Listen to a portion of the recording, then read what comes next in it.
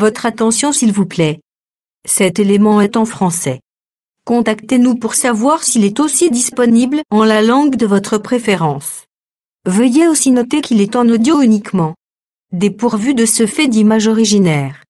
À présent, nous vous convions à suivre, depuis christequality.com et évangile-éternel.com, la rubrique Académie biblique de l'évangile-éternel.com.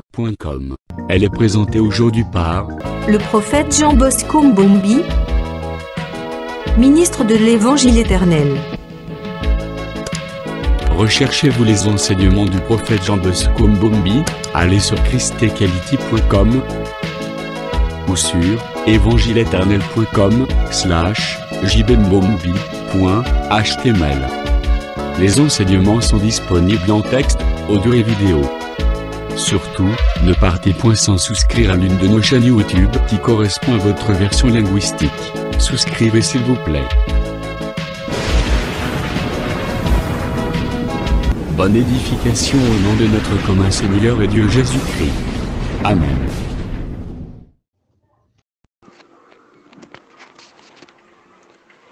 Bonjour chers frères, que le Seigneur vous bénisse partout où vous êtes. Que le Seigneur vous comble et qu'il bénisse votre entendement, vous qui avez l'habitude de nous suivre dans l'Académie de l'Évangile éternel. Nous voulons traiter un sujet très important de l'enlèvement à l'éternité.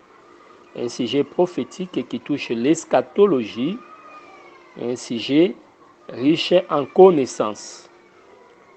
Alors, nous allons traiter premièrement sur l'enlèvement de l'Église. Secondo, la dernière semaine de Daniel. Ça, ce sont des grands chapitres que nous allons traiter.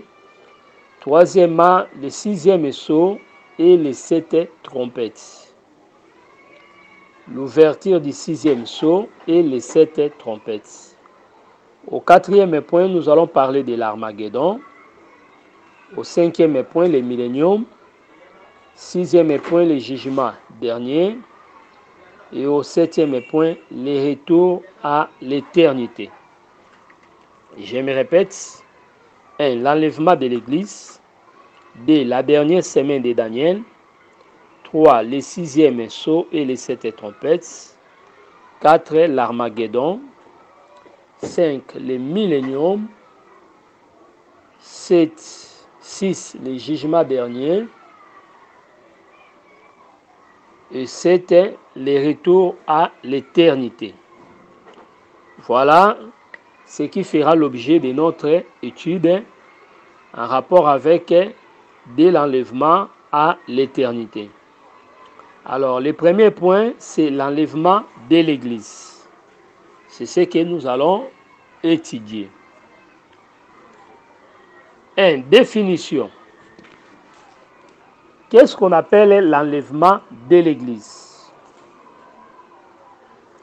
Je prends d'abord des passages qui parlent de l'enlèvement de l'Église pour que nous ne parlons pas en l'air, pour que nous soyons fixés. L'enlèvement de l'Église. Je prends l'écriture.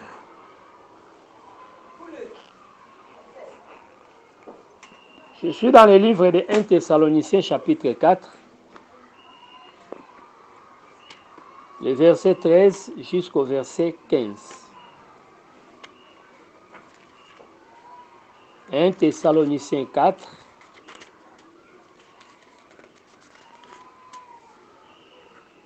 « 13 à 15. Il est écrit: Nous ne voulons pas, frères, que vous soyez dans l'ignorance au sujet de ceux qui dorment, afin que vous ne vous affligez pas comme les autres qui n'ont point d'espérance. Car si nous croyons que Jésus est mort et qu'il est ressuscité, croyons aussi que Dieu ramènera par Jésus et avec lui ceux qui sont morts. Voici en effet ce que nous déclarons d'après la parole du Seigneur. Donc c'est une révélation. Nous les vivants restons pour l'avènement du Seigneur. Nous ne devancerons pas ceux qui sont morts. 16. car le Seigneur lui-même, à un signal donné, à la voix d'un archange et au son de la trompette de Dieu, descendra du ciel. Et les morts en Christ ressusciteront premièrement. 17. Ensuite, nous les vivants qui serons restés, nous serons tous ensemble enlevés avec eux sur des nuées à la rencontre du Seigneur dans les airs, et ainsi nous serons toujours avec le Seigneur. Merci beaucoup. Jusqu'au verset 17. 1 Thessaloniciens 4, 13 à 17. Là-bas, l'apôtre Paul explique les problèmes de l'enlèvement. Il fait mention de l'enlèvement. Alors, par définition, nous disons que l'enlèvement est un départ secret de l'Église. C'est-à-dire, un jour, l'Église quittera cette terre pour aller au ciel. C'est ce départ secret que nous appelons l'enlèvement. Nous disons aussi que l'enlèvement, c'est un processus. Un processus qui aura lieu quand l'Église atteindra sa perfection. Donc l'Église attend la perfection. Puisque Éphésiens chapitre 4, versets 11 à 12 dit que Dieu établit dans l'Église les ministres. Pourquoi? Pour l'édification et le perfectionnement des saints. Donc une fois que nous serons édifiés, une fois que l'on atteindra la perfection, c'est alors que nous quitterons cette terre. Alors ce départ-là, c'est ce que nous appelons l'enlèvement. Et remarquez ici, nous avons dit l'enlèvement, c'est un processus. Donc c'est un processus qui a déjà commencé. Et aujourd'hui, nous vivons l'étape de la transformation en attendant le départ. Vous voyez, c'est ce que Paul dit, ce processus-là dont je parle. C'est ce qui est évoqué dans 2 Corinthiens chapitre 3, 17 à 18.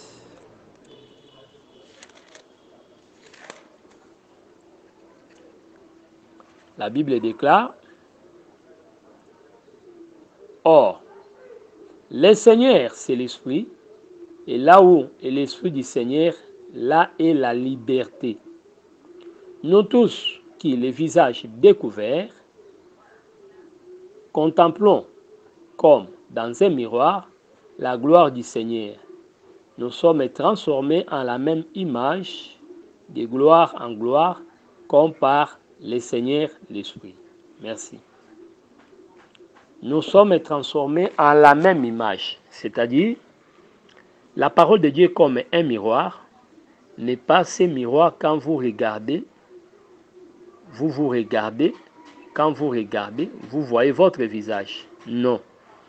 Au contraire, la parole est un miroir que l'on regarde et l'on voit l'apparence ou l'image de Christ. Au lieu que vous voyez votre image, mais dans le miroir, là, comme la parole de Dieu, on voit l'image de Christ. Et nous maintenant, qui sommes à l'extérieur, nous écoutons la parole pour être transformés selon cette image que nous voyons. Donc lorsqu'on nous enseigne, on nous montre la perfection en Jésus-Christ. Et c'est cette perfection que nous devons imiter. C'est ça. Alors en imitant sa nature, nous sommes transformés à la même image. C'est-à-dire notre transformation cherche à copier, à ressembler à l'image que nous voyons là-bas. Puisque dans l'enseignement, nous retenons que les frères se ressemblent. Vous voyez, avec Gédéon, lorsqu'on a dit les gens que vous avez tués, et c'était comment? La réponse était simple, ils sont comme vous. Vous voyez, donc nous comprenons par là que les frères se ressemblent. Donc, ce quiconque ne va pas ressembler à Jésus, il ne sera pas enlevé. Dans l'enlèvement, la condition, nous allons revenir là-bas. Il faut comprendre que pour être enlevé, il faut être comme Jésus. Merci beaucoup. Alors, nous disons ceci, que par définition, l'enlèvement, c'est un départ secret. C'est ce que nous devons retenir. Alors, lorsque nous parlons de l'enlèvement, nous tenons compte de la perfection. C'est pourquoi on dit que Christ a aimé l'Église.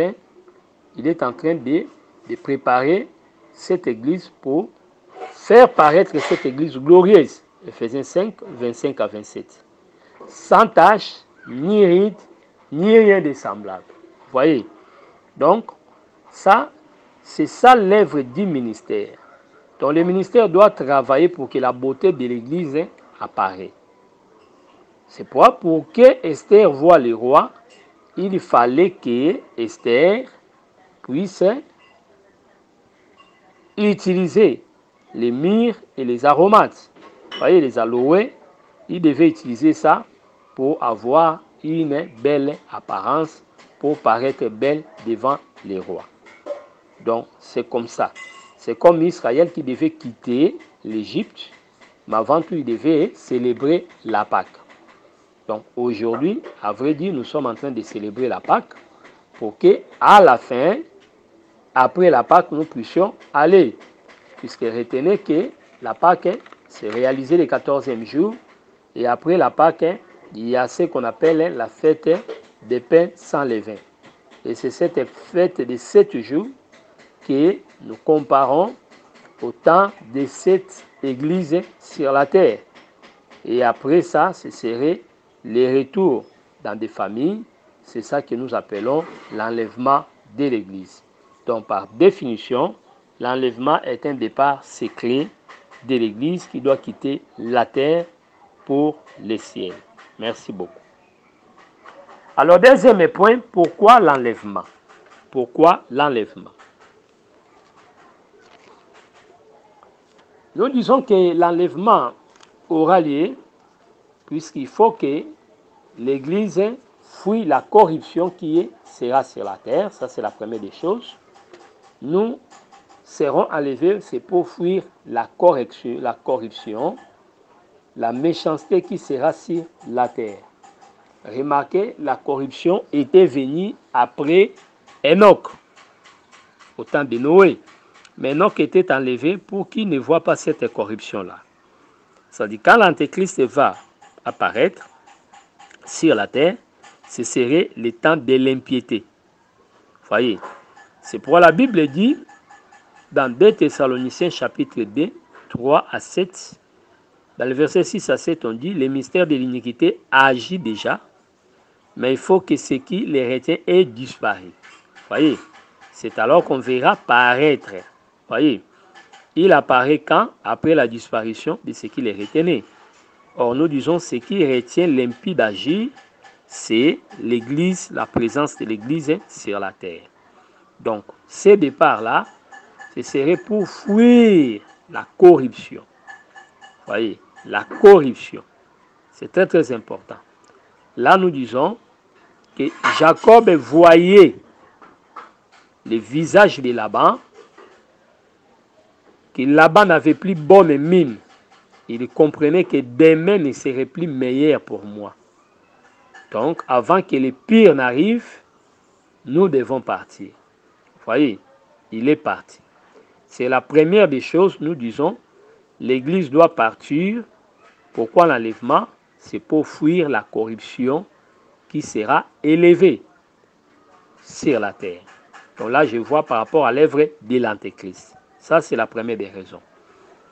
Donc là, nous prenons l'exemple d'Enoch qui doit quitter la terre pour éviter ça. Et deuxièmement, nous disons que l'enlèvement, c'est aussi un moyen pour fuir la colère à venir. Donc de ce côté-là, j'ai pris Laban comme l'ennemi. Mais n'oubliez pas que Laban, c'est aussi le Seigneur. Donc là, je prends deux visages. Laban comme l'ennemi, on doit le fuir. Et Laban, qui commence à changer aussi, c'est le Seigneur qui change la grâce en jugement. C'est aussi une manière de voir dans cette écriture-là. Alors, remarquez très bien, je parle de deux choses. Fuir Laban comme étant le diable et fuir laisser la colère du Seigneur que nous appelons le jour de l'Éternel. Un jour de colère. Par rapport au Laban, par rapport à l'ennemi, puisqu'il faut que le diable vienne régner sur la terre, mais il ne peut pas régner aussi longtemps que nous sommes là. Vous voyez? Là, la fuite, il faut fuir puisque le danger est là. Premier danger, nous disons, il est question de la corruption qui viendra avec l'impie. Et secondement, la colère de l'Éternel, hein, la colère qui viendra avec l'Éternel. C'est pourquoi David souhaitait avoir les ailes pour fuir. Vous voyez? Donc, cette fuite n'est possible que quand vous avez des ailes. Il y a une pensée, comme ça avec David, qui cherchait à avoir des ailes pour pouvoir s'enfuir. Nous prenons le livre des psaumes 55, je lis le 7e verset. J'ai dit, oh si j'avais les ailes de la colombe, je m'envolerai et je trouverai les repos. Voyez. 8. Je fuirai bien loin, j'irai séjourner au désert. Voyez. Donc là, nous prenons le désert comme étant les airs. Voyez, Israël qui quitte l'Égypte pour les airs. Donc ici, nous sommes en train de dire, de comprendre que l'enlèvement, c'est une fuite. Voyez. Je fuirai. Voyez. Une fuite, nous fuyons la corruption qui viendra dans le monde avec l'Antéchrist. Puisque Enoch doit partir avant que les géants n'apparaissent sur la terre. C'est très très important. Puisque la présence des géants fera que l'impiété puisse accroître sur la terre. Tout ce que nous voyons, c'est le diable qui agit dans le mystère. Mais quand le temps sera là, il agira ouvertement. Ce ne serait plus le mystère de l'iniquité, mais ce serait le temps de l'iniquité. Voilà pourquoi il faut que David puisse fuir. Mais pour fuir, il a besoin des ailes. Et les ailes de la colombe, retenez que la colombe, c'est la personne du Seigneur Jésus-Christ. Puisque quand Jésus-Christ était amené au temple, on avait donné des pigeons. Donc pour expliquer la simplicité de l'enfant. Voyez. Donc ces ailes-là font de la colombe un pigeon voyageur. Voyez. Donc pour voyager, on a besoin de ces ailes-là. Or aujourd'hui, ces ailes-là, c'est ça l'enseignement de la grâce que nous avons à travers les apôtres de Christ. Donc avoir les ailes, c'est avoir l'enseignement pour pouvoir se déplacer. Voilà ce que nous devons retenir. Alors quand nous prenons la pensée d'Ésaïe 26, là, il est question de fuir la colère. Ésaïe chapitre 26, nous prenons le verset 20 à 21. Ésaïe 26, j'ai fait la lecture. Va mon peuple, entre dans ta chambre et ferme la porte derrière toi. Cache-toi pour quelques instants jusqu'à ce que la colère soit passée. 21. Car voici l'Éternel sort de sa demeure pour punir les crimes des habitants de la terre. Et la terre mettra le sang à nu, elle ne couvrira plus les meurtres. Vous voyez? Le verset 21 montre clairement qu'il est question du jour de l'Éternel.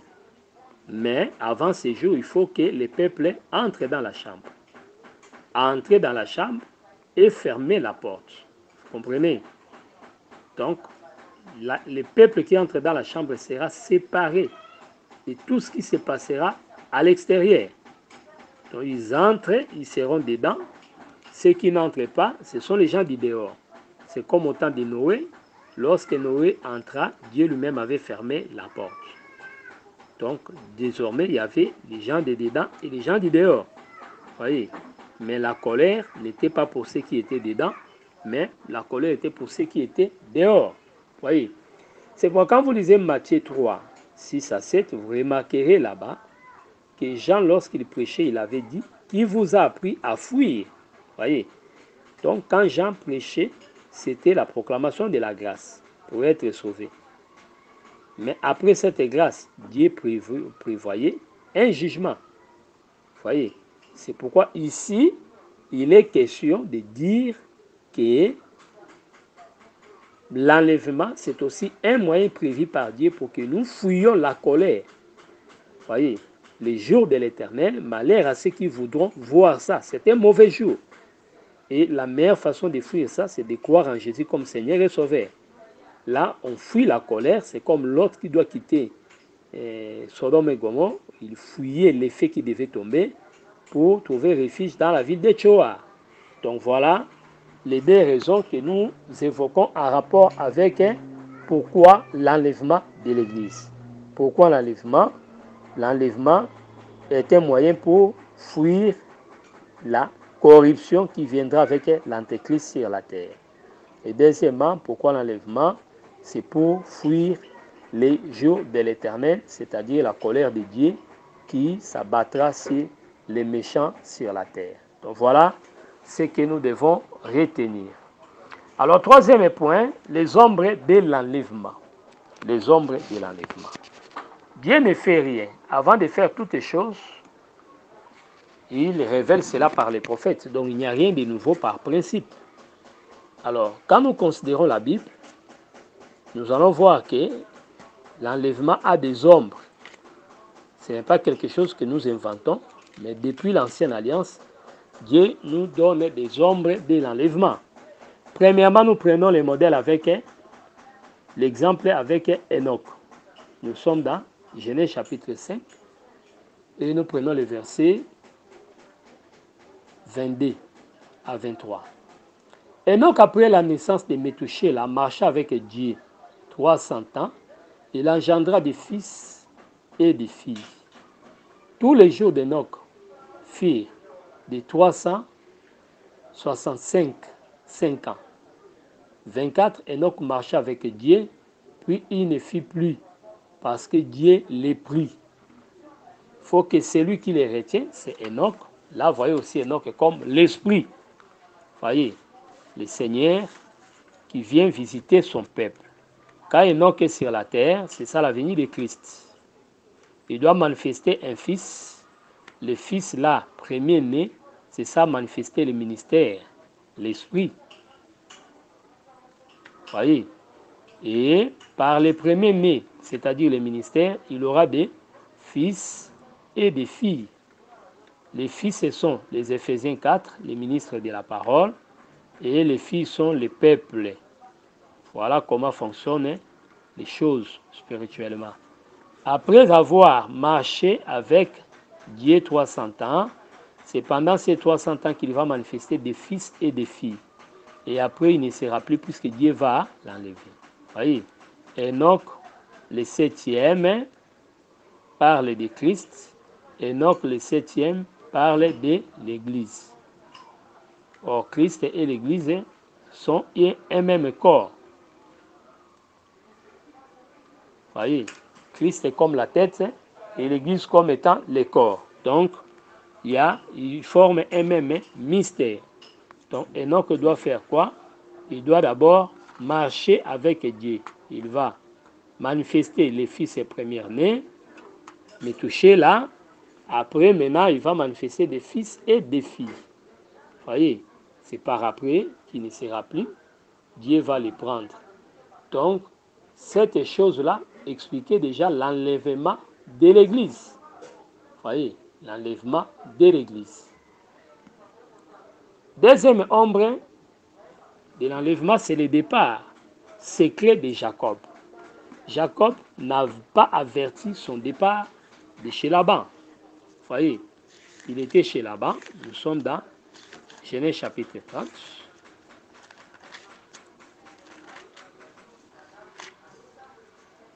Quand nous prenons Genèse 31, Jacob entendit les propos des fils de Laban qui disaient « Jacob a pris tout ce qui était à notre père. Et c'est avec les biens de notre père qu'il s'étend qui toute cette richesse. » Jacob remarqua aussi le visage de Laban, et voici, il n'était plus envers lui comme auparavant. Alors l'Éternel dit à Jacob, retourne au pays de tes pères, et dans ton lieu de naissance, je serai avec toi. Vous voyez, là nous voyons Jacob qui doit partir. Vous voyez, c'était un départ secret puisqu'il n'avait pas averti Laban. Quand vous considérez la suite de Laban, vous allez voir que Laban s'est plaigné de dire pourquoi tu es parti comme un voleur. Voyez, partir comme un voleur, c'est ce que la Bible dit que le jour du Seigneur viendra comme un voleur. Donc, c'est-à-dire à l'improviste. Ce serait un moment inattendu. Voyez, il a écouté les propos des enfants de Laban et il a vu les visages de Laban. C'est-à-dire, Laban comme étant le diable, son visage se dessine par tout ce que nous voyons dans le monde. Voyez, et les enfants de Laban, ne vous en faites pas, c'est tous ces méchants qui nous environnent. Quand nous voyons leur comportement, leurs propos, nous comprenons que le monde ne veut plus de nous. Vous comprenez? C'est ça. Voilà pourquoi la solution pour nous, c'est le départ, c'est la sortie, c'est l'enlèvement. Voyez? Donc voilà comment est-ce que nous devons comprendre. Donc Jacob était parti. Cette sortie-là, ces retours, puisqu'il revenait de la terre de Canaan, il était venu de Canaan, il retourne dans la terre de Canaan. Ces retours-là, ces départs-là, c'est ça que nous appelons l'enlèvement de l'Église. Je prends les paroles de Laban pour que nous enrichissions ce que nous sommes en train de lire.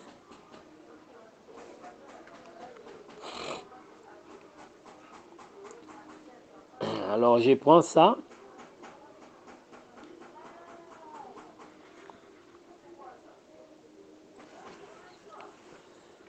Venez.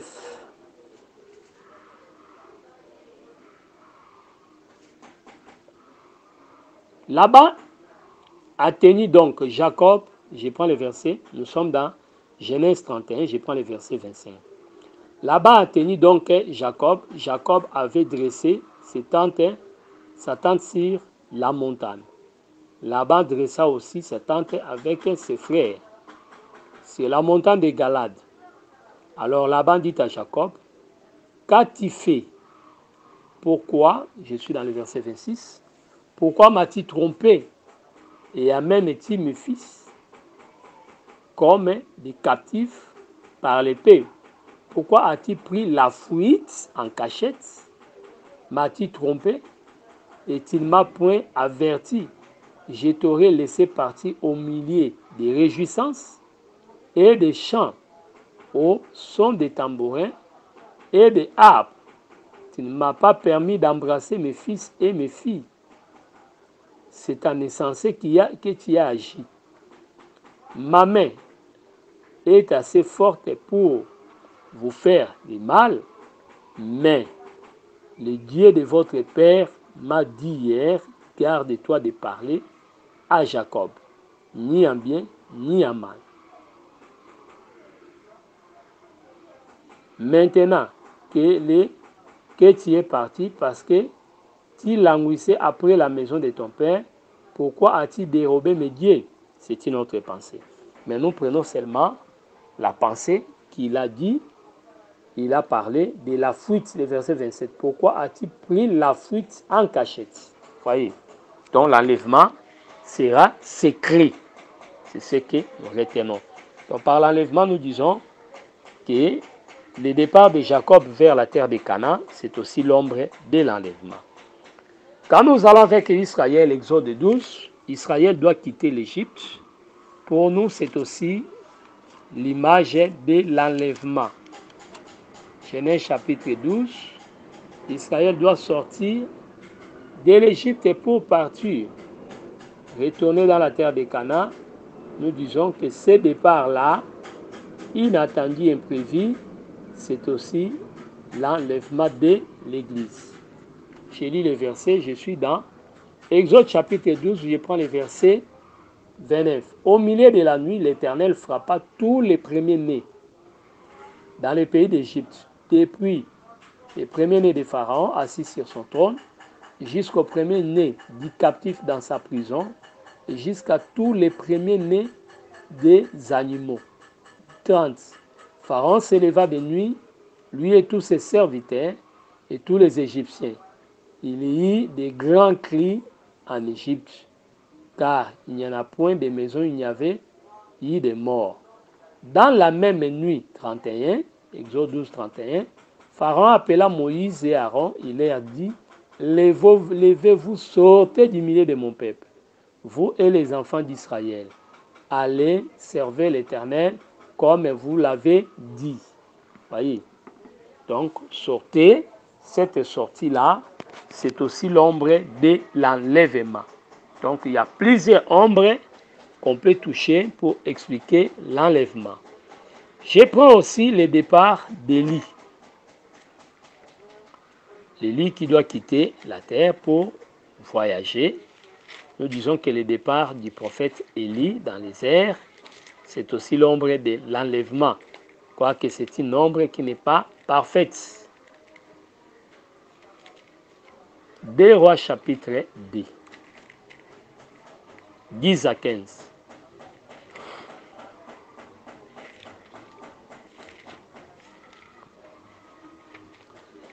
J'ai fait la lecture au nom du Seigneur.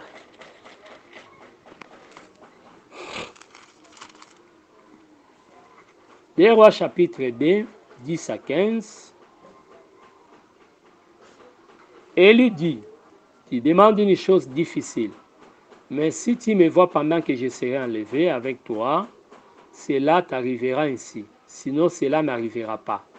Comme il continuait à marcher, en parlant, voici un char de feu et des chevaux de feu les séparèrent l'un de l'autre, et Élie monta au ciel dans un tourbillon. Élisée regardait et criait, mon père, char d'Israël et sa cavalerie. Il ne les vit plus. Saisissant alors ses vêtements, il les déchira en 2 morceaux. Et il releva les manteaux qu'Élie avait laissés tomber, puis il retourna et s'arrêta au bord du Jourdain. Merci. Élie est parti dans les airs, c'est ça l'enlèvement de l'église. Là, nous prenons Élisha comme étant Israël qui doit bénéficier de l'esprit après nous. Donc, les manteaux qui tombaient là, c'était la pluie de l'arrière-saison qu'attendait Élisha, Israël. Voyez, et quand il a réussi ça, vous voyez, c'était sa restauration. Les Jourdains pouvaient alors se séparer. C'était la victoire sur la mort. Donc Israël n'a pas la victoire sur la mort. Israël n'a pas la puissance de la résurrection. Voyez. Donc, voilà ce que nous devons retenir. Mais lorsqu'il a reçu les manteaux, cela devenait possible. C'est très très important. Voilà pourquoi quand il va rentrer, la direction qu'il va prendre Élisha, c'est Jéricho. Pourquoi Jéricho? Puisque Jéricho est l'image de la maison d'Israël qui est tombée, mais qui doit être relevée. Voyez. Or, on disait, c'est lui qui va bâtir. Et Jéricho doit sacrifier les premiers-nés et les derniers fils. C'est que Christ, comme étant les premiers, puisqu'il est l'alpha et l'oméga, il est aussi le dernier, c'est-à-dire celui qui accomplissait cette parole-là, comme étant les fils premiers, comme étant les derniers. Par sa mort, il permet la restauration de la maison d'Israël, qui est la véritable ville de Jéricho. Donc, encore une fois, nous avons une ombre en rapport avec cela. Or, remarquez, il y a aussi dans Daniel 2 où nous trouvons Daniel donner l'explication du songe, et après avoir donné l'explication, il sera élevé dans la cour du roi. Daniel 2. Donc, l'entrée là, dans la cour, c'est aussi l'enlèvement de l'église. De même qu'à Esther, dans le chapitre 2 du livre, nous voyons Esther entrer dans la maison. Voyez, c'est pour quand il entre dans la maison, c'est l'enlèvement. Et après lui, dans Esther 3, vous allez voir, Aman va s'élever comme étant l'antéchrist. Vous voyez. Donc ça, c'est pour dire qu'après l'enlèvement, l'impie va se manifester. c'est que l'image là de Esther 2, 3, c'est ça vraiment 2 Thessaloniciens chapitre 2, versets 6 à 7. Vous voyez, il faut que ce qui les retient ait disparu. Alors on verra paraître. Dès que Esther entre dans le palais, Aman fera quoi?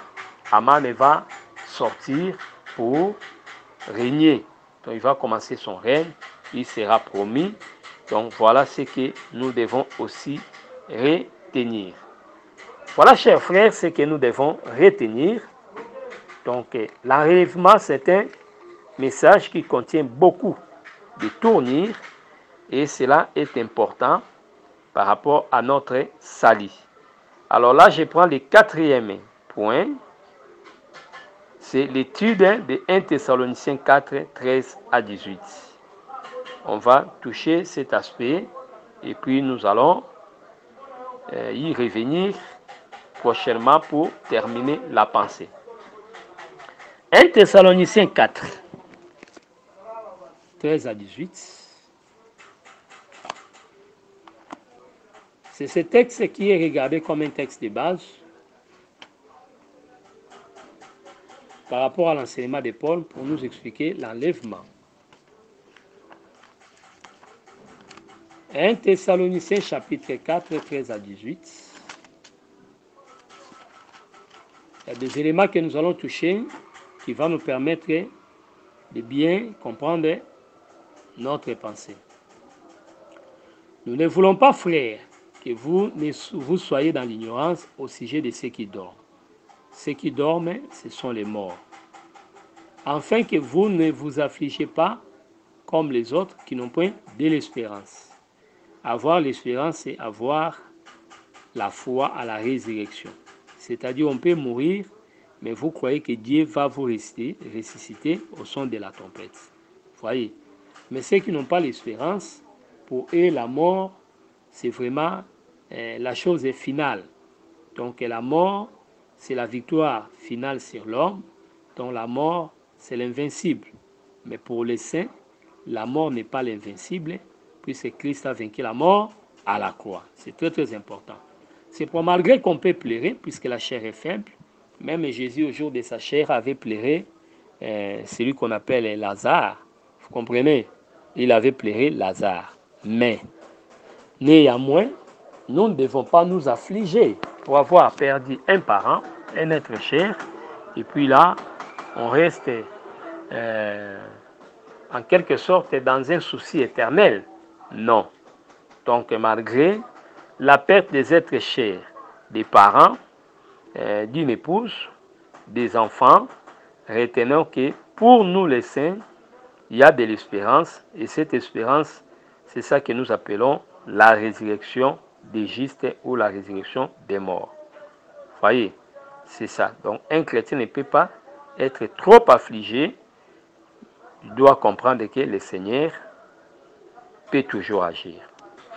Car si nous croyons que Jésus est mort, c'est le verset 14, et qu'il est ressuscité, ces choses sont bien expliquées dans 1 Corinthiens 15. Donc là, il dit, si Christ n'est pas ressuscité, alors nous sommes les plus malheureux, puisque ceux qui sont morts sont perdus, ne seront pas ressuscités. Mais nous avons de l'espérance, pourquoi? Puisque Christ est ressuscité, et nous aussi, nous allons ressusciter. Voyez. Croyons aussi que Dieu ramène par Jésus, et avec lui, ceux qui sont morts. Très, très important. Voici en effet ce que nous vous déclarons d'après la parole du Seigneur, ou d'après la révélation du Seigneur. Nous les vivants, restés pour l'avènement du Seigneur, nous ne devancerons pas les morts. C'est-à-dire lors de la résurrection, ou quand l'enlèvement aura lieu, premièrement, ce sont les morts en Christ qui seront ressuscités. Et les vivants vont être échangés après. Voyez. Voici en effet ce que nous déclarons d'après la parole du Seigneur. Nous les vivants restés pour l'avènement du Seigneur, nous ne devancerons pas ceux qui sont morts. Car le Seigneur lui-même a un signal donné. Suivez très bien. On dit signal donné, c'est ce qu'on appelle les cris de commandement, à la voix de l'archange et au son de la trompette. Il y a trois choses. Signal, la voix de l'archange et son des trompettes. Merci beaucoup. Donc voilà ce que nous devons retenir. Son de la trompette descendra du ciel et les morts en Christ ressusciteront premièrement. Quand il faut regarder ce qu'on a dit sur les trois choses, signal, voix de l'archange, son de la trompette, quand on ne prête pas attention, on dirait que c'est une même chose. Mais quand on regarde très bien, avec l'œil de l'esprit comme étant des enseignants, nous disons qu'il y a trois choses là-bas. Vous voyez, il y a les signaux, il y a la voix de l'archange, et il y a aussi ce que nous appelons le son de la trompette. Alors, nous prenons d'abord Matthieu chapitre 25 pour élucider un peu la pensée. Ça doit nous faciliter la compréhension par rapport à ce que nous sommes en train de dire. Matthieu 25, 6e verset, il est écrit comme ceci. Au milieu de la nuit, il est question des vierges. Je peux commencer par le verset 1. Alors, le royaume des cieux est semblable à 10 vierges qui, ayant pris leurs lampes, allèrent à la rencontre de l'époux. 5 d'entre elles étaient folles et 5 sages. Les folles, en prenant leurs lampes, ne prirent point d'huile avec elles. Mais les sages prirent avec elles, avec leurs lampes, de l'huile dans des vases. Comme l'époux tardait, toutes s'assoupirent et s'endormirent. Au milieu de la nuit, on cria, voici l'époux aller à sa rencontre. Voyez. Au milieu de la nuit, on cria. La première des choses, c'est les cris de minuit. Deuxièmement, voici l'époux. Troisièmement, aller à sa rencontre. Les trois choses ici nous facilitent la compréhension de 1 Thessaloniciens 4. Celui qui crie d'abord, celui qui crie, c'est celui qu'on appelle l'archange. Un archange, c'est un ange supérieur en dignité. Ce qu'on appelle l'archange là, c'est le Seigneur lui-même comme l'ange de l'Éternel. C'est très important. C'est cet ange qui a marché avec Israël. C'est comme les serviteurs les plus anciens qui marchaient avec Rebecca. Donc il n'y a rien de nouveau. Ce que nous voyons avec Rebecca, c'est ce qu'Israël va vivre avec l'ange de l'Éternel qui l'accompagnait. Et c'est ce que l'Église vit aujourd'hui avec l'Esprit qui nous accompagne ou l'Éternel comme ange. C'est très très important. Donc on cria, voici l'époux. Qui crie, nous disons, c'est l'archange. Donc on cria, qui c'est la voix de l'archange. Qui est l'archange? C'est l'Esprit qui nous conduit. Voyez, l'Esprit qui dirige l'Église. Qu'est-ce qu'il a crié? Voici l'époux. Voici. Et secondement, allez. Vous voyez, quand Paul a parlé, il a parlé comme un prophète en désordre.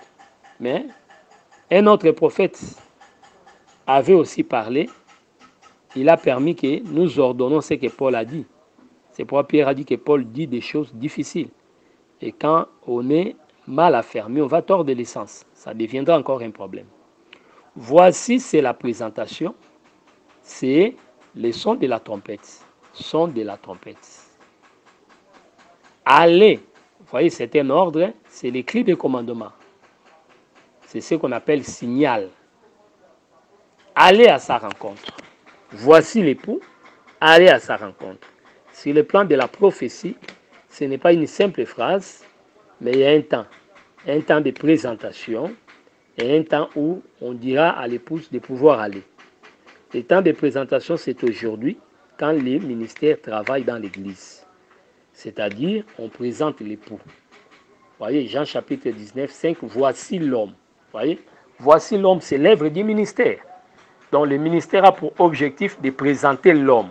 Quand nous prêchons, nous disons à l'Église, voici l'homme. Voilà ce que tout prédicateur doit comprendre.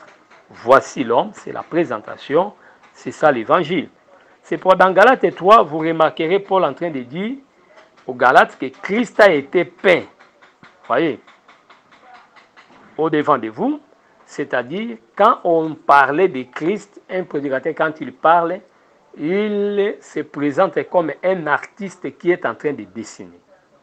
Présenter Christ, c'est aussi dessiner Christ. On présente d'abord, voici, et la voix dira allez. Quand on termine de prêcher à la fin, quand l'Église atteint la perfection, c'est-à-dire la voix de l'Esprit pourra encore dire allez. C'est très très important. Donc, c'est ce que nous appelons les sons de la trompette pour que aller soit les signaux ou les cris de commandement. Vous voyez, aller c'est à l'impératif. Voici l'époux, aller à sa rencontre. On cria. Ça c'est 1. Voici l'époux, c'est 2. 3. Aller à sa rencontre. Il y a 3 choses là-bas. C'est ça. On cria, c'est la voix de l'archange. Donc nous ordonnons 1 Thessaloniciens 4. C'est la voix de l'archange. Voici l'époux, c'est le son de la trompette. Puisqu'Apocalypse 4, verset 1 parle que la voix que Jean avait écoutée, c'était comme le son d'une trompette. Isaïe 58, verset 1 à 2 explique aussi la trompette comme la voix de Dieu. Voyez, aller à sa rencontre, c'est ça, les cris de commandement ou le signal est donné. Donc 1 Thessaloniciens 4 est égal à Matthieu chapitre 25 verset 6. Voilà comment est-ce que nous avons fait ces mariages-là. C'est qu'aujourd'hui là, nous écoutons la parole de Dieu avec le son de la trompette. Voici l'époux. Mais quand on dirait aller, c'est un ordre, c'est pour le départ. C'est là où nous disons qu'Israël avait marché avec des sons de trompette, trompette éclatant et les trompettes qui n'étaient pas éclatants.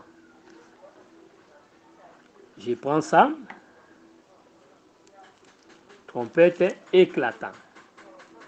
Nous sommes dans les livres de Nombres chapitre 10, versets 1 à 10. Mais nous allons prendre seulement une portion pour nous faciliter la tâche.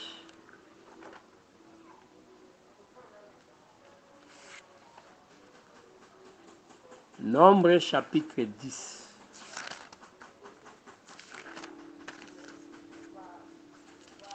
Nombres chapitre 10. L'Éternel parla à Moïse et dit, fais-toi des trompettes d'argent, tu les feras d'argent battu. Elles te serviront pour la convocation de l'assemblée et pour le départ des camps. Quand on en sonnera, toute l'assemblée se réunira auprès de toi à l'entrée de la tente d'assignation. Si l'on ne sonne que d'une trompette, les princes, les chefs des milliers d'Israël se réuniront auprès de toi. Quand vous sonnerez avec éclat, ceux qui camperont à l'Orient partiront. Et quand vous sonnerez avec éclat pour la seconde fois, ceux qui campent au midi partiront. Vous sonnerez ainsi pour convoquer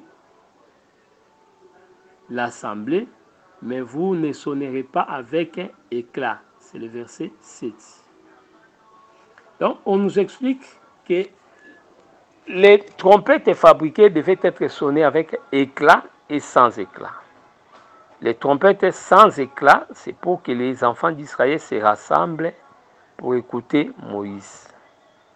Mais quand on sonnait avec éclat, c'était pour annoncer le départ des camps. C'est ce départ des camps que nous appelons l'enlèvement. Vous voyez, trompette sans éclat, c'est ça la trompette de voici l'époux. Mais trompette avec éclat, selon Nombre 10, c'est ça la trompette de aller à sa rencontre ou les écrit des commandements. Voyez comment est-ce que nous regardons les choses. Nous comprenons les choses. Donc, Nombre 10 répond à Matthieu 25, répond également à 1 Thessaloniciens 4, 13 à 18. Donc voilà comment est-ce que nous devons comprendre les choses. Donc 1 Thessaloniciens 4 explique bel et bien ce qui va arriver. Or, que dit la Bible?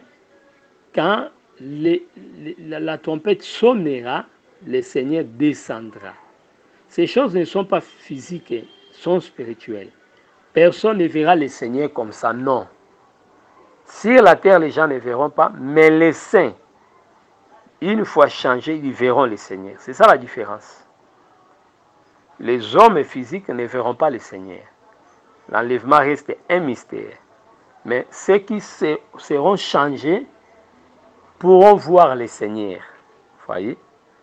Donc, il va descendre dans les airs. Les airs expliquent seulement un lieu spirituel. Voyez? Un lieu des esprits. Ce n'est pas les airs que nous voyons ici. La rencontre dans les airs, c'est la rencontre dans les lieux spirituels prévus. Voyez? Et quand Israël arrive, les peuples plutôt arrivent là-bas, c'est de là qu'ils partiront vers la demeure. Voyez? Donc il ne faut pas dire que l'enlèvement se passera dans les airs. Non. On serait dans les airs comme lieu de rencontre. Mais Isaac qui rencontre Rebecca dans les airs ou hors les camps, c'est-à-dire dans les champs, il va la mener. Il faut quitter les champs et aller dans la demeure. Donc c'est très très important. Or, on rentre dans la maison quand il fait nuit. C'est ce que Cantique dit, quittons les champs, sortons du champ pour aller dans les villages. Il devait sortir des champs, quitter le monde et aller dans les villages, c'est-à-dire aller dans la demeure. Voilà ce qu'il faut comprendre. Et Paul insiste que les vivants ne dévanceront pas les morts. C'est-à-dire l'ordre du départ, ce sont les morts qui seront changés et ressuscités. Ils vont ressusciter et porter le corps de gloire. Donc, on ne les verra pas comme ça. Ils vont partir. Et puis, nous, les vivants restés, nous allons aussi partir. Donc, voilà comment est-ce que nous devons comprendre les choses. Je prends cette pensée des cantiques pour vous aider. Cantique des cantiques 7.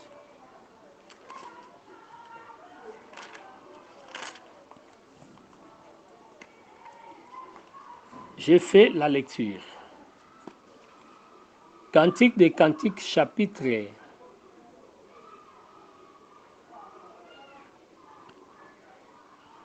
7.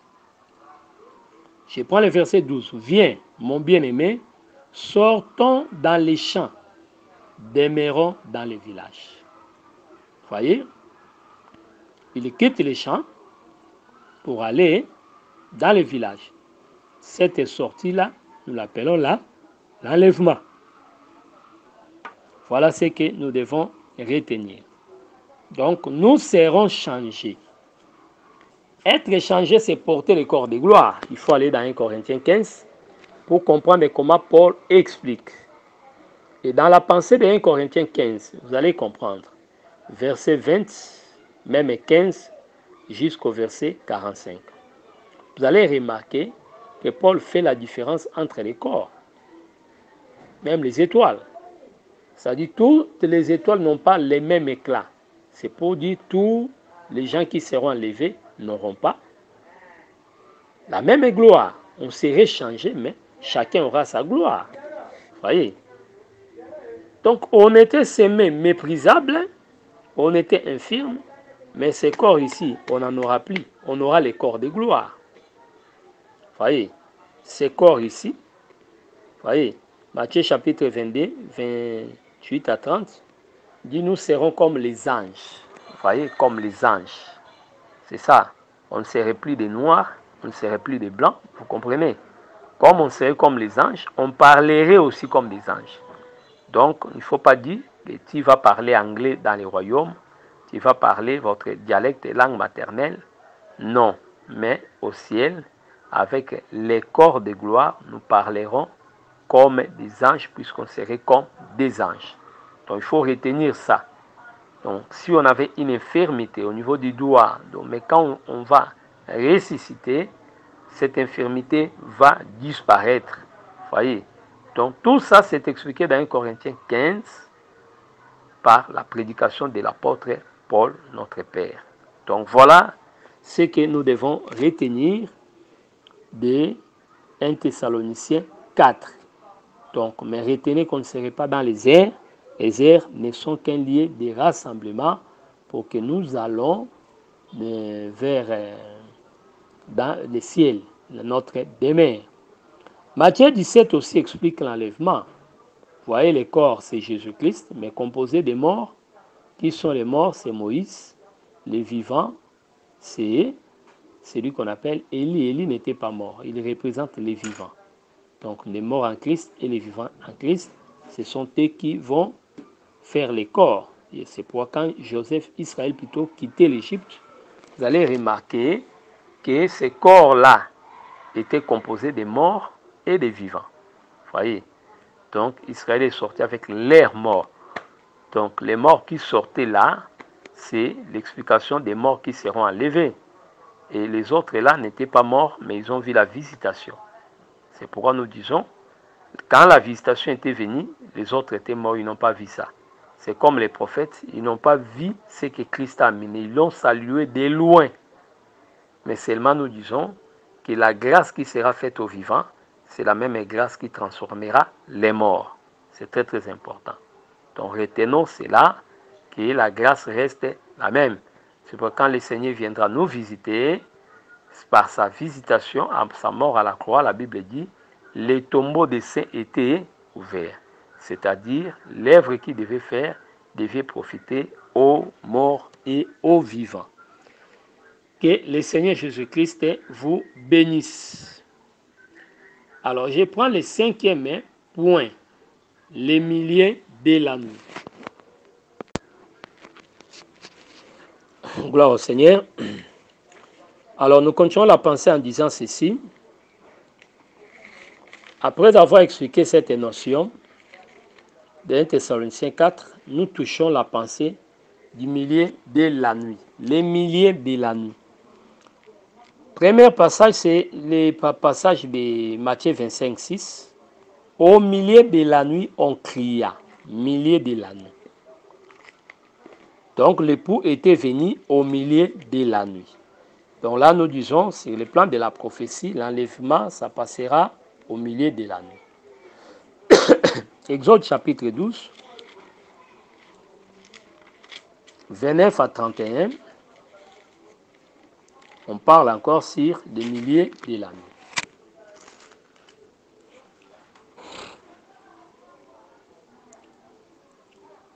Au milieu de la nuit, l'Éternel frappa tous les premiers-nés dans le pays d'Égypte, depuis les premiers-nés de Pharaon assis sur son trône, jusqu'au premier-né des captifs dans sa prison, et jusqu'à tous les premiers-nés des animaux. Pharaon s'éleva de nuit, lui et tous ses serviteurs, et tous les Égyptiens, et il y eut de grands cris en Égypte, car il n'y en avait point de maison où il n'y eut un mort. Dans la même nuit, Pharaon appela Moïse et Aaron. Il leur dit, levez-vous, sortez du milieu de mon peuple, vous et les enfants d'Israël. Allez servir l'Éternel comme vous l'avez dit. Les témoignages des deux est reconnu vrai. Nous avons des passages qui parlent de la nuit. Remarquez aussi lorsque les chars prenaient Élie, on n'a pas appelé ça les chars de nuée, mais c'était les chars d'effet. C'est pour dire, quand on a vu ça char d'effet, c'était la nuit. C'est comme une balle qui siffle le jour. Quand on a tiré une balle, vous n'allez pas voir ça bien. Mais si c'est la nuit, vous allez voir ça prend la forme d'un feu qui marche. Donc nous disons que l'enlèvement va se faire la nuit. Sur le plan de l'enseignement, l'enlèvement c'est fait les matins. L'enlèvement, c'est fait à l'aurore, à l'aube. L'enlèvement, c'est fait à l'aurore. L'enlèvement, c'est fait la nuit. L'enlèvement, c'est fait le soir. Donc, vous allez voir que l'enlèvement, c'est fait à n'importe quel moment. C'est pourquoi quand nous disons nuit, ce n'est pas la nuit comme ça. Quand nous disons matin, ce n'est pas le matin comme ça. Quand nous disons soir, ce n'est pas le soir comme ça. Le soir signifie seulement que le travail est fini. Vous voyez, c'est pour Isaac que le soir quitta le puits de la Charoï pour venir rencontrer son épouse. Donc quand on dit le soir, c'est à la fin de la journée. Vous voyez, donc là, le travail est fini. Ce sont des langages. Quand on dit matin, c'est-à-dire après la nuit. Donc le temps de la nuit, c'est le temps de la marche. Et la fin de la marche, c'était matin, c'est l'enlèvement. Donc, toutes ces assertions sont reconnues vraies. Et chacun a une explication pour expliquer les moments de l'enlèvement. Mais sur le plan de la prophétie, le temps retenu par les prophètes, c'est la nuit. Vous voyez, lorsque l'iniquité des Amoréens arrivera à son comble, c'est alors que Dieu appellera son fils hors d'Égypte. Vous voyez, c'est ce que Dieu avait dit à Abraham. Quand vous prenez Genèse 15, à partir du 16e verset, vous allez voir qu'ils seront asservis pendant 400 ans. Oui, mais pour que Dieu puisse venir les prendre, il faut que l'iniquité des Amoréens arrive à son comble. Vous voyez, quand l'iniquité des Amoréens atteindra le comble, il faut qu'Israël sorte. Vous voyez, c'est comme ça. Pourquoi nous disons que les raisons de l'enlèvement, premièrement, on avait dit, c'est pour éviter la souillure, la corruption qui sera élevée. Et secondo, c'est pour fuir la colère à venir ou les jours de l'Éternel. Voilà la compréhension. Donc, les midis, c'est les débordements de l'iniquité, puisque c'est les milieux de la nuit. La nuit, c'est le symbole du mal. Vous voyez, c'est pour remarquer que Dieu était apparu à Abraham, c'était sous la chaleur du jour. Vous voyez, donc lorsque nous voyons le midi, Dieu est sur la terre, selon Genèse 18. Mais par opposition, quand nous voyons aussi minuit, c'est-à-dire l'impie est sur la terre, des Thessaloniciens. Il faut que celui qui les retient ait disparu. C'est-à-dire notre départ fera que l'autre puisse apparaître. Esther entre dans les palais et puis Aman va sortir. C'est très très important. Donc voilà comment est-ce que nous devons retenir ou comprendre cette notion du milieu de la nuit. Donc cinquième point, le milieu de la nuit, ça explique seulement le temps où le péché sera débordé, le temps où le mal sera débordé, comme Dieu l'avait dit à Abraham, que ton peuple quittera l'Égypte quand l'iniquité des Amoréens atteindra son comble. Alors je vais terminer par le tribunal de Christ. On sera enlevé dans les airs, on a porté des corps de gloire, un corps incorruptible, un corps qui ne connaît plus la mort, un corps qui ne souffre plus de la maladie, un corps qui ne connaît pas la faiblesse, qui ne connaît pas la faim, un corps qui ne se fatigue pas, c'est un corps de gloire. Voyez. Maintenant, nous sommes allés à la rencontre dans les airs, et à partir des airs, le Seigneur va nous amener dans la demeure de l'épouse. Mais avant que nous puissions être positionnés, nous devons passer par le tribunal de Christ. C'est ça la pensée que nous voulons exploiter. Le tribunal de Christ, il faut que chacun soit positionné avant que nous commencions les règnes. Je prends des passages qui nous fixent par rapport à ce que nous disons. 2 Corinthiens chapitre 5 et 10e verset.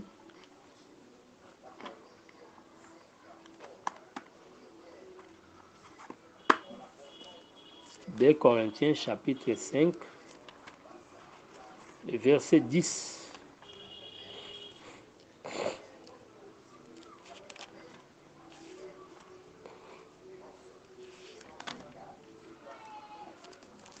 J'ai lu au nom du Seigneur Jésus-Christ.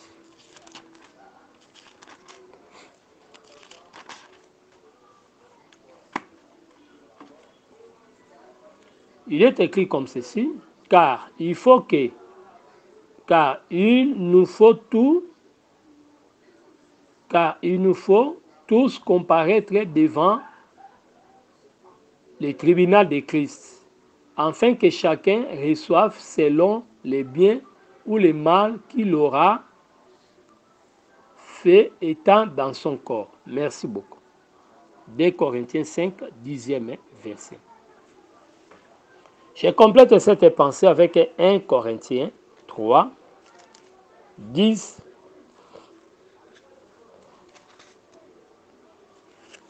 1 Corinthiens 3, 10 à 15.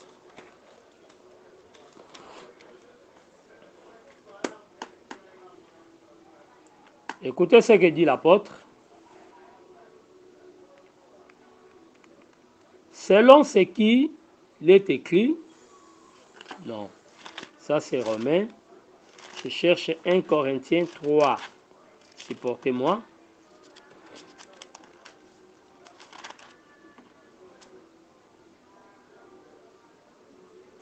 Selon la grâce de Dieu qui m'a été donnée, j'ai posé les fondements comme un sage architecte, et que l'autre bâtit dessus, mais que chacun prenne garde à la manière dont il bâtit dessus. Car personne ne peut poser un autre fondement que celui qui a été posé, savoir Jésus-Christ. Or, si quelqu'un bâtit sur ces fondements avec de l'or, de l'argent, des pierres précieuses, les bois, du foin, du chaume, l'œuvre de chacun sera manifestée. Car le jour le fera connaître, parce qu'il se révélera dans les faits, et le fait éprouvera ce que l'œuvre de chacun. 14. Si l'œuvre bâtie par quelqu'un sur le fondement subsiste, il recevra une récompense. Si l'œuvre de quelqu'un est consommée, il perdra sa récompense. Pour lui, il sera sauvé, mais comme au travers du feu. Voyez, c'est ce que nous devons comprendre. Donc, le tribunal de Christ a pour objectif de nous positionner dans le Seigneur. Ce serait un temps de jugement. Ce n'est pas un jugement pour être condamné, puisque la Bible dit que ceux qui ont cru l'évangile, ils sont passés de la mort à la vie. Ils ne viendront plus au jugement. Mais ce qu'on appelle le tribunal de Christ, nous disons qu'il est question là d'un tribunal pour récompenser les justes selon ce qu'ils auront fait. C'est ça. Donc voilà pourquoi nous disons toujours que ce qu'un homme aura semé, il le moissonnera. Ce n'est pas seulement dans cette période ici, mais nous le disons par rapport aussi à l'éternité. Voyez. Donc, l'œuvre de chacun sera manifestée. Nous devons travailler, pas pour la nourriture qui se perd sur la terre, mais nous devons travailler pour les royaumes. Nos yeux doivent être fixés en haut pour avoir une couronne éternelle. Voyez, il y aura des couronnes, c'est pourquoi Paul parle, par exemple, de la couronne, Jacques plutôt, de la couronne de vie. Jacques 1,12, il dit que ceux qui supportent la tentation, ils auront la couronne de vie. Voyez. Mais par contre, de l'autre côté, vous allez voir, Paul aussi disait que désormais la couronne de justice, c'est 2 Timothée 4, 6 à 8, que désormais la couronne de justice m'est réservée. Mais Dieu les réserve aussi pour tous ceux qui aiment son avènement. Ça, c'est 2 Timothée 4, 6 à 8. Donc la notion de couronne prêchée par Pierre, par Jacques, par Paul, couronne de vie, couronne incorruptible, voyez, toutes ces choses-là c'est pour parler seulement de la récompense que les saints auront ces jours-là. Et chacun sera positionné selon ce qu'il aura fait. Et c'est alors que les réjouissances peuvent commencer, puisque c'est une fête. Comme une fête, chacun aura une place. Vous voyez, le positionnement commence d'abord là-bas. On ne peut pas fêter en désordre, non. Il faut que chacun puisse trouver sa place. De même que Joseph avait classé ses frères, le Seigneur aussi les fera. Il mettra chacun à sa place, selon qu'on était ministre de Dieu, selon qu'on était enfant de Dieu, et selon le travail que chacun a rendu lorsqu'il était dans le corps. Voilà ce que nous devons retenir en rapport avec le tribunal de Christ. Que le Seigneur vous bénisse. Voilà une idée globale sur l'enlèvement de l'Église que nous avons présentée dans notre intervention. Nous sommes là pour répondre à toutes les questions. Que le Seigneur vous bénisse. Que le Seigneur bénisse votre entendement. Notre contact et coordonnées, c'est plus 243 89 541 88 90. Un contact rattaché à WhatsApp. Que Yehoshua HaMashiach vous bénisse.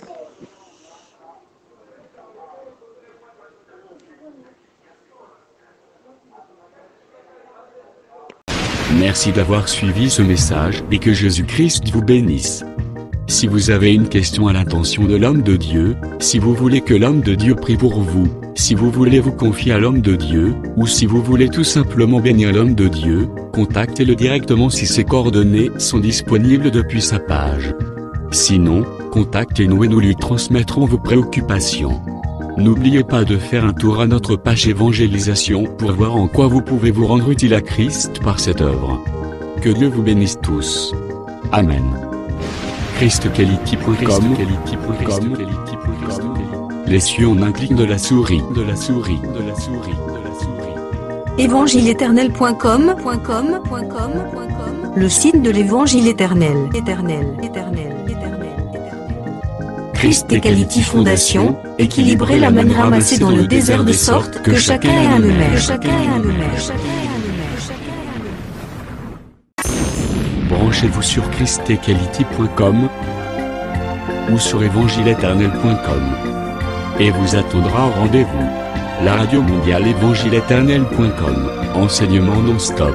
La télé prophétique évangile-éternel.com TV, enseignement quantique et documentaire biblique. L'église virtuelle, assemblée et culte de prière des saints, en ligne et en direct. La rubrique Pasteur et thème. Retrouvez tous les ministres de l'Évangile éternel, en vidéo, audio et texte. La rubrique Bible révélée. Explication prophétique de la Bible, mot à mot. La rubrique Questions et réponses expose les réponses des ministres à vos questions difficiles et compliquées. La rubrique Prophétie et actualité décrypte pour vous l'actualité en rapport avec les prophéties bibliques. La rubrique Aréopage ouvre à tous et sans censure le libre débat et exposition contradictoire. Évangile-éternel.com démystifie au moyen de l'enseignement des erreurs, des fausses religions, églises, doctrines et philosophies. Nos enseignements confrontent l'apostasie et les idées préconçues pour vous attacher à la saine doctrine. Vous y trouverez de l'exhortation, du réconfort spirituel et de l'incitation à vous sanctifier. Sur évangile-éternel.com, sollicitez une requête de prière, et les ministres et plusieurs imprieront pour vous. Retrouvez des cantiques chantés par des saints et des cantiques instrumentaux. Venez y apprendre d'autres langues à travers la Bible audio multilingue. Les enseignements sont en toutes les langues. évangile-éternel.com, le site de l'Évangile éternel. Motivez-nous en souscrivant à l'une de nos chaînes YouTube, celle de votre préférence linguistique. Et venez évangéliser avec nous en partageant, autant que faire se peut, notre site web, nos YouTube channels ainsi que toutes nos publications. Merci de le faire et que Jésus-Christ notre commun Seigneur et Dieu vous bénisse tous. Amen. ChristEquality.com, Les cieux sont à la portée de votre main, juste par un simple clic de la souris. Christ Equality Foundation, équilibrer la manne ramassée dans le désert de sorte que chacun ait un aimère.